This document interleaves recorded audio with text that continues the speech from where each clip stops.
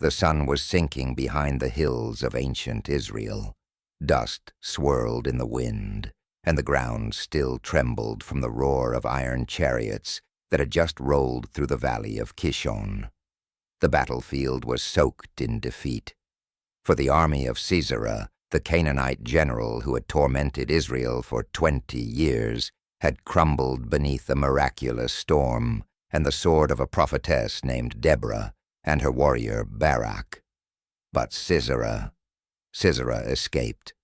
While his army lay scattered and broken, Sisera, the mighty commander feared by thousands, ran, not with a sword in hand, but with desperation in his eyes and mud on his boots. He ran through the trees, through dust and silence, alone, exhausted, hunted. And then he saw it, a tent, a single tent, pitched apart from the others. This was the home of Jael, the wife of Heber the Kenite. The Kenites had made peace with King Jabin, Sisera's master, and so Sisera assumed this tent was a safe place, neutral, friendly, far from the chaos of war. He staggered toward it, barely able to stand. His once polished armor was cracked and dirt-streaked. His breath was heavy, his pride shattered, and out came Jael. She was not a soldier, not a prophetess, not a warrior, just a woman in a tent. But that night, history would remember her as something far greater. She stepped out calmly, saw the desperate man before her, and in a voice both kind and composed, she said, "Come, my lord, come right in. Don't be afraid." And so he did. He entered her tent, the hunter, now the guest, or perhaps the prey. Jael covered him with a blanket. She gave him milk to drink when he asked for water. She watched him collapse, exhausted, whispering, "Stand guard at the door. If anyone comes, say I'm not here." And then he slept. He laid down with full confidence, confident in the treaty with her people, confident that she was just a woman, confident that no one would expect what came next. While he slept, Jael moved silently, not with a sword, not with a spear, but with what she had, a tent peg and a hammer, tools of daily life, simple things, things she had used hundreds of times to build shelter in the wilderness. And in one bold, shocking act of courage, she drove the tent peg through his temple, and he died. The mighty Sisera, commander of 900 iron chariots, was defeated, not by an army, but by a woman with a hammer, not on the battlefield, but in the quiet of a tent. What do we do with a story like this?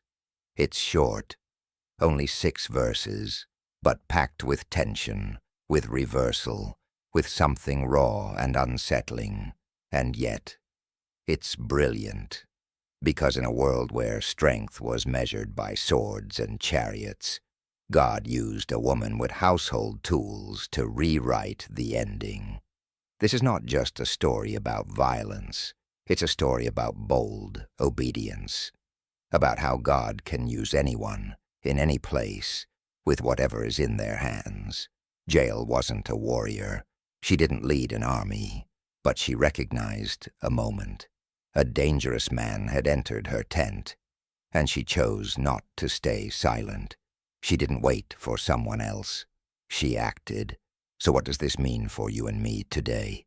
Because let's be honest, most of us aren't on ancient battlefields. We're not wielding swords or chasing kings, but we do face modern enemies, fear, abuse, injustice, temptation, toxic systems, and lies that tell us we're too small, too quiet, too insignificant to make a difference.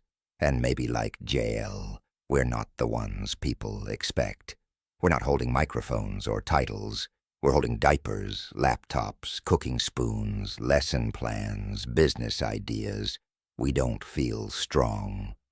But maybe that's the point.